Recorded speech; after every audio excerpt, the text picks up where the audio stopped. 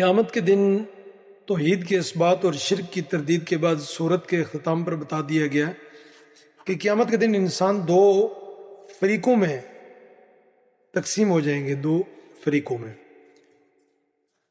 نیک وقت یعنی سعادہ نیک وقت کا اعمال نامہ باری ہوگا، اور دوسرا اشقیاء بدبخت، اور اشقیاء کا اعمال نامہ ہلکا ہوگا۔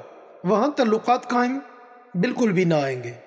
کفار دنیا میں لوٹنے کی تمنا کریں گے، ظاہر ہے ان کی تمنا پوری ہرگز نہ ہوگی، اور انہیں یاد کروایا جائے گا کہ وہ اہل ایمان کا دنیا میں مذاق اڑایا کرتے تھے۔ آج ان کے لیے خسارہ کے سوا کچھ بھی نہیں ہے۔ پھر ان سے یہ سوال پوچھا جائے گا کہ تم زمین میں کتنے برس رہے؟ وہ جواب میں کہیں گے کہ ہم ایک روز یا ایک روز سے بھی کم رہے تھے۔ شمار کرنے والوں سے پوچھ لیجئے، اللہ فرمائے گا کہ وہاں تم بہت ہی کم رہے، کاش تم جانتے ہوتے، یعنی اگر تمہارے پاس کچھ عقل و فہم ہوتا تو تم جان لیتے کہ دنیا حقیر اور قلیل ہے۔ ان سے اس سوال کا مقصد انہیں حسرت میں مبتلا کرنا اور آخرت کی لامحدود زندگی کے مقابلے میں دنیا کی زندگی کی حقارت کو بیان کرنا ہے۔ اس دن انہیں خود بھی دنیاوی زندگی کی جو خست اور محدودیت کا احساس ہو جائے گا۔ نبی کریم صلی اللہ علیہ وسلم کا صحابہ سے خطاب جو ہے وہ کیا تھا؟ ابن کثیر میں ہے کہ ایک دن نبی کریم صلی اللہ علیہ وسلم نے صحابہ کرام کے سامنے خطبہ دیا ہے، جس میں آپ علیہ السلام نے ارشاد فرمایا کہ اللہ تبارک و تعالی جب اہل جنت کو جنت میں اور اہل جہنم کو جہنم میں داخل کر دے گا، اور اہل جنت سے سوال کون سا کرے گا کہ اہل جنت تم زمین پر کتنے سال رہے؟ تو وہ عرض کریں گے ایک دن یا ایک دن کا کچھ حصہ۔ تو اللہ تبارک و تعالی ارشاد فرمائیں گے تمہیں ایک دن یا دن کا کچھ حصہ ملا جو تم نے اس میں بہت اچھی تجارت کی کہ میری رحمت، میری رضا اور میری جنت کو خرید لیا، اب تم ہمیشہ ہمیشہ کے لیے اسی میں رہو گے، موج کرو۔ پھر اہل دوزخ سے اللہ تعالیٰ سوال کریں گے کہ تم دنیا میں کتنے سال رہے؟ وہ بھی وہی جواب دیں گے جو اہل جنت نے دیا تھا۔ تو اللہ جل شانہ ارشاد فرمائیں گے کہ تمہیں دنیا میں جو رہنے کا موقع ملا تو تم نے اس میں بہت بری تجارت کی اور میری آگ اور میری ناراضگی کو خرید لیا، اب تم دائمی طور پر اسی میں پڑے رہو۔ آخری آیت میں اللہ تبارک و تعالی نے اپنے نبی کریم صلی اللہ علیہ وسلم کے واسطہ سے گویا تمام انسانوں کو یہ سکھایا ہے کہ مجھ سے یہ دعا مانگا کرو کہ اے میرے رب مجھے معاف فرما دے اور مجھ پر رحم فرما دے، اور تو سب رحم کرنے والوں میں زیادہ رحم کرنے والا ہے۔ تو برادران محترم، اب سورہ نور شروع ہونے والی ہے جو نزولی اعتبار سے 102 نمبر پہ ہے اور ترتیبی اعتبار سے 24ویں نمبر پر ہے، اور یہ سورہ مدینہ منورہ کے اندر نازل ہوئی، یعنی مدنی سورہ ہے، اور اس میں 64 آیات اور 9 رکوع ہے۔ وجہ تسمیہ اس سورہ نور، اسے یعنی سورہ نور ایک تو اس لیے کہا جاتا ہے کہ اس میں نور کا لفظ آیا ہے، اللہ نور السماوات والارض۔ دوسری وجہ یہ کہ اس صورت میں ایسے آداب و فضائل اور احکام و قواعد بیان کیے گئے ہیں جو اجتماعی زندگی کی راہ کو منور اور روشن کر دیتے ہیں، یعنی 26 تا 33 نمبر آیت تک۔ اچھا، افت و عصمت، اس صورت میں زیادہ تر ایسے احکام مذکور ہیں جو افت و عصمت سے تعلق رکھتے ہیں، اسی لیے یہ صورت عورتوں کو سکھانے کا خاص طور پر حکم دیا گیا ہے۔ حضرت مجاہد رحمۃ اللہ علیہ فرماتے ہیں کہ نبی کریم صلی اللہ علیہ وسلم نے ارشاد فرمایا کہ اپنے مردوں کو سورہ مائدہ اور اپنی عورتوں کو سورہ نساء سکھاؤ، ہاں، حضرت سیدہ عائشہ رضی اللہ تعالیٰ عنہ نے بھی یہ صورت خواتین کو سکھانے کی تاکید فرمائی ہے۔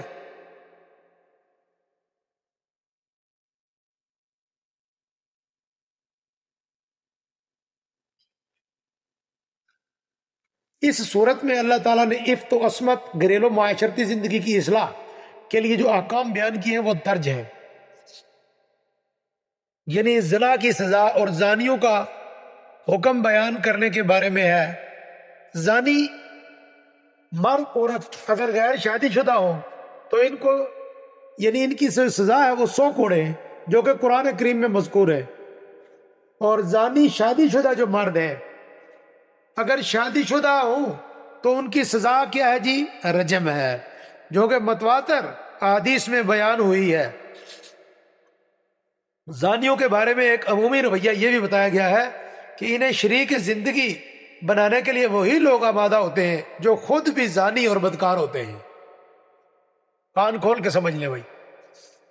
ہاں، یعنی اگر کوئی شخص کسی عاقل بالغ پاک دامن مرد یا عورت پر زنا کی تہمت لگائے تو اسے 80 کوڑے لگائے جائیں گے۔ ہاں جی، یہ کسی مفتی کا نہیں، یہ قرآن کا حکم ہے۔ چوتھا حکم لعان کا ہے جو میاں بیوی کے ساتھ خاص ہے۔ اگر شوہر بیوی پر زنا کی تہمت لگائے مگر اس کے پاس 4 گواہ نہ ہوں تو وہ دونوں ایک دوسرے پر لعنت کریں گے اور پھر ان کے درمیان جدائی کر دی جائے گی۔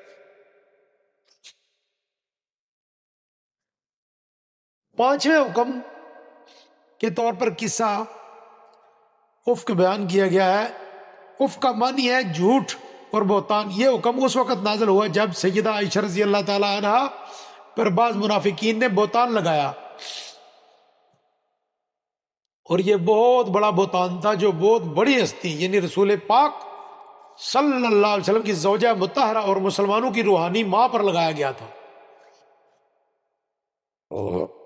ساری روئے زمین کی خواتین کو جمع کر لیا جائے، اور نبی پاک صلی اللہ علیہ وسلم کی زوجہ محترمہ وہ کہیں بلند ہے۔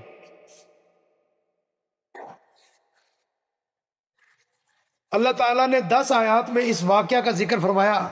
ان آیات میں منافقوں کی مذمت اور مسلمانوں کو تنبیہ ہے کہ آئندہ کبھی اس قسم کی بہتان تراشی میں حصہ دار مت بنے، اور حرم نبوت کی عفت و عصمت کا اعلان فرمایا گیا۔ تاریخ انسانی میں ایسا پہلی بار ہوا، کسی شخصیت کی پاک دامنی کا اعلان بذریعہ وحی کیا گیا۔ بولو سبحان اللہ۔ حضرت عائشہ رضی اللہ کی خصوصیات میں شمار کیا گیا ہے۔ 6واں حکم گھر میں داخل ہونے کی اجازت اور آداب کے بارے میں ہے بھائی۔ فرمایا کہ کسی کے گھر میں بلا اجازت داخل مت ہوا کرو۔ مستحب یہ ہے کہ اجازت سے قبل سلام کر لیا جائے، اور ہاں نظریں جھکا کر۔ 7واں حکم ایمان والے مردوں اور ایمان والی عورتوں کو یہ دیا کہ وہ اپنی نظریں جھکا کر رکھیں اور اپنی شرمگاہوں کی حفاظت بھی کریں۔ عورتوں کو اپنے شوہروں اور اپنے والد سسر یعنی بیٹوں بھائیوں بھتیجوں پانجوں، عورتوں لوڑیوں اور طفیلی مردوں جو عورتوں کی طرف توجہ نہ رکھتے ہوں، اسی طرح ان بچوں کے سامنے جو خواتین کی پردے کی باتوں سے واقف نہ ہو، اپنی زینت ظاہر کرنے کی اجازت دی گئی ہے۔ ان کے علاوہ کسی کے سامنے اپنی زینت ظاہر کرنے کی اجازت بالکل بھی نہیں ہے۔ 8واں حکم یہ دیا گیا ہے کہ ایسے آزاد مرد اور عورتیں یا غلام جو حقوق زوجیت ادا کر سکتے ہو اور ان کا نکاح کرو، اور یوں ہی لونڈیوں کا نکاح کی بھی ترغیب دی گئی ہے۔ اصل میں اسلام زنا کو کسی بھی طور پر برداشت نہیں کرتا۔ زنا کا اس وقت تک سد باب نہیں ہو سکتا جب تک کہ نکاح کو آسان نہ کیا جائے۔ اسلام نے نکاح کو آسان بھی کیا اور اس کی ترغیب بھی دی ہے۔ 9واں حکم لونڈیوں اور غلاموں کے بارے میں ہے۔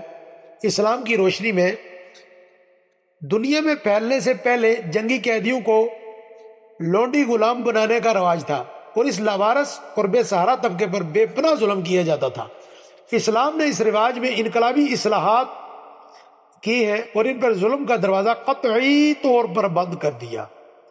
دوسرے انسانوں کی طرح ان کے لیے بھی حقوق مقرر کیے ہیں۔ نمبر 1، انہیں آزاد کرنا اللہ کی رضا کا سبب بتایا۔ مختلف گناہوں کے کفارہ کے طور پر بھی انہیں آزاد کرنے کا حکم دیا۔ ایک اہم ہدایت یہ کی کہ جو غلام یا لونڈی کو کچھ روپیہ پیسہ ادا کر کے آزادی حاصل کرنا چاہتے ہو تو ان کے ساتھ یہ معاہدہ کر لیا کرو۔ اس معاہدے کو اصطلاح میں مکاتبت کہا جاتا ہے۔ حرام ذریعہ معاش۔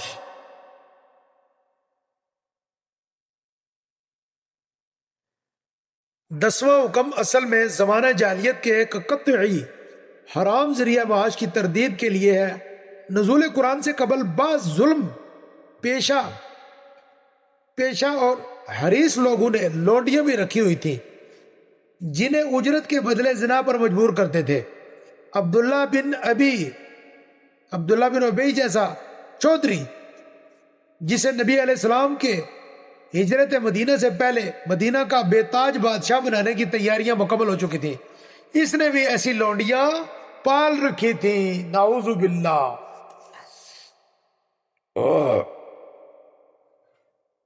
یہاں ایسا کرنے سے منع کیا گیا ہے۔ اس کا یہ مطلب ہرگز نہیں کہ اگر وہ باخوشی زنا پر آمادہ ہو تو پھر جائز ہے۔ ناجائز اور حرام تو دونوں صورتوں میں ہے۔ بتانا یہ مقصود ہے کہ جب وہ لونڈی ہونے کے باوجود اس فعل سے نفرت کرتی ہے تو تم جو کہ آزاد ہو تمہیں تو بطریق اولا اس سے نفرت کرنی چاہیے بھائی۔ ہاں اب سمجھ لو، عقیدہ اور ایمان اور نور حق، یہ 10 احکام آداب بیان کرنے کے بعد عقیدہ، ایمان اور نور حق بیان ہے، جس کے ذریعے اللہ تبارک و تعالی مخلوق کو ہدایت دیتا ہے۔ اس بات کو واضح کرنے کے لیے یہاں 3 مثالیں ذکر کی گئی ہیں۔ وہ یہ کہ قرآن کا ایک خاص انداز ہے کہ وہ معانی کی وضاحت کے لیے حسی مثالیں پیش کرتا ہے۔ پہلی مثال اہل یقین و ایمان کے لیے ہے، جبکہ دوسری اور تیسری مثال اہل باطل کے لیے ہے۔ پہلی مثال میں مومن کے دل میں جو نور ہوتا ہے اسے چراغ کے نور کے ساتھ تشبیہ دی گئی ہے، جو صاف شفاف شیشے سے بنی ہوئی کسی قندیل میں ہو، اور اس قندیل کو کسی طاقچے میں رکھ دیا جائے تاکہ اس کا نور اس معین جہت ہی میں رہے جہاں اس کی ضرورت ہے۔ اس چراغ میں جو تیل استعمال ہوا ہے وہ تیل زیتون کے مخصوص درخت سے حاصل شدہ ہے۔ اس تیل میں ایسی چمک ہے کہ بغیر آگ دکھائے ہی چمکتا دکھائی دیتا ہے۔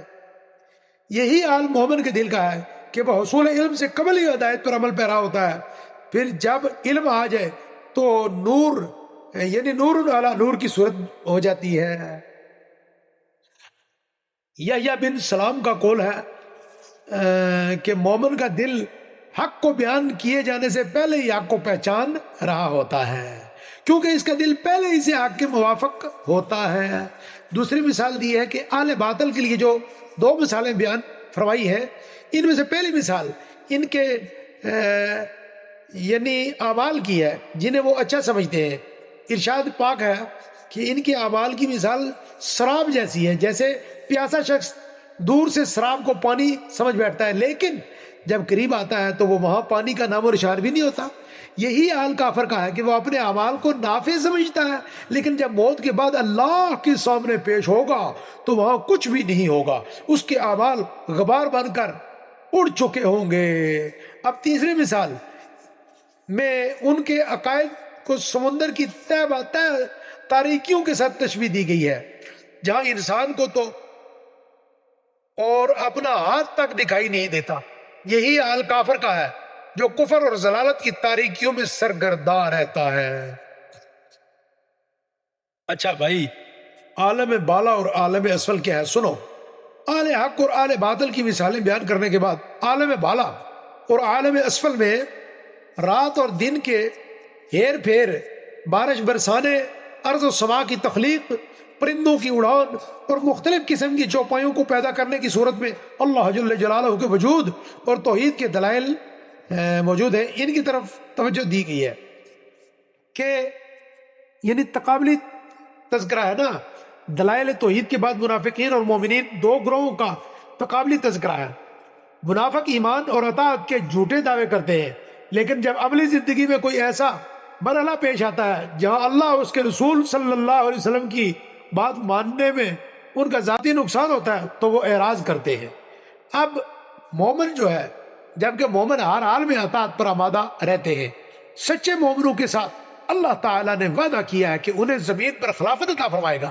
اللہ جل جلالہ نے اپنا یہ وعدہ پورا کر دکھایا۔ مسلمانوں کو جزیرۃ العرب میں غلبہ حاصل ہوا، مشرق و مغرب کے ممالک ان کے زیر نگید آ گئے، اور انہوں نے فارس اور روم جیسی مضبوط سلطنتوں کے ٹکڑے ٹکڑے کروا دیے، یعنی جس کا ثبوت 47 سے 55 نمبر آیت تک ہے۔ اب پھر اس کے بعد اجتماعی اور معاشرتی زندگی کا ذکر ہے۔ توحید دلائل اس کے متعلق ہے، منافقوں اور مومنوں کے تقابل اور وعدہ خلافت کے بعد اجتماعی اور معاشرتی زندگی کے 3 مزید احکام بیان کیے ہیں۔ چھوٹے بچوں اور گھر میں رہنے والے غلاموں اور لوڈیوں کے بارے میں ہے کہ وہ نماز فجر سے پہلے، دوپہر کے قیلولہ کے وقت اور نماز عشاء کے بعد اگر تمہارے خلوت والے کمرے میں داخل ہو تو اجازت لے کر داخل ہو، کیونکہ ان تینوں اوقات میں عام طور پر عمومی لباس اتار کر نیند کا لباس پہن لیا جاتا ہے۔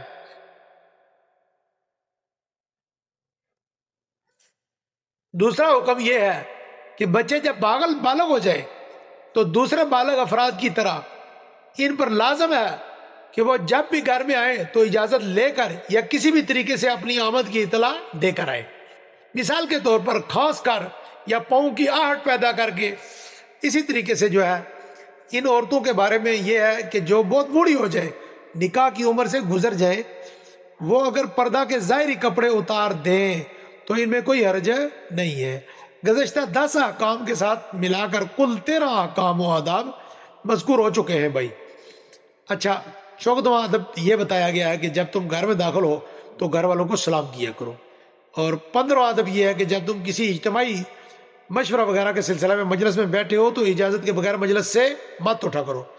16ویں بات ہمیں یہ سمجھائی اور ادب بتایا کہ اللہ جل جلالہ کے رسول صلی اللہ علیہ وسلم کو ایسے مت پکارا کرو جیسے آپس میں ایک دوسرے کو پکارتے ہو۔ سمجھ بھائی؟ ہاں بھائی سمجھ لو، دوسرے تیسرے یہ پچھلے اگلے سارے سمجھ جاؤ۔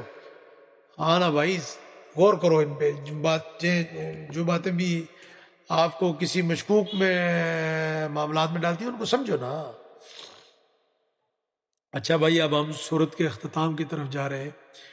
اس بات پر اختتام ہوا ہے کہ یہ ساری کائنات اللہ کی قدرت اور علم کے ماتحت ہے۔ اللہ مخلوق کے حالات اور اعمال جانتا ہے۔ قیامت کے دن ہر کسی کو اس کے اعمال کے بارے میں بتا دیا جائے گا۔ بھئی میری گزارش ہے آپ تمام احباب سے کہ قرآن کریم میں دلچسپی لیں، اس کو صحیح پڑھیں، اس کو سمجھیں، بھئی اس کے اوپر عمل کرنے کی کوشش کریں۔ یہی وہ دولت ہے جس کے ذریعے دونوں جہانوں میں کامیابی حاصل ہوگی۔ اللہ تعالی ہم تمام سب مردوں، عورتوں کو، بچوں، بوڑھوں کو، نوجوانوں کو اس قرآن کریم والی زندگی نصیب فرمائے۔ وما ذلک علی اللہ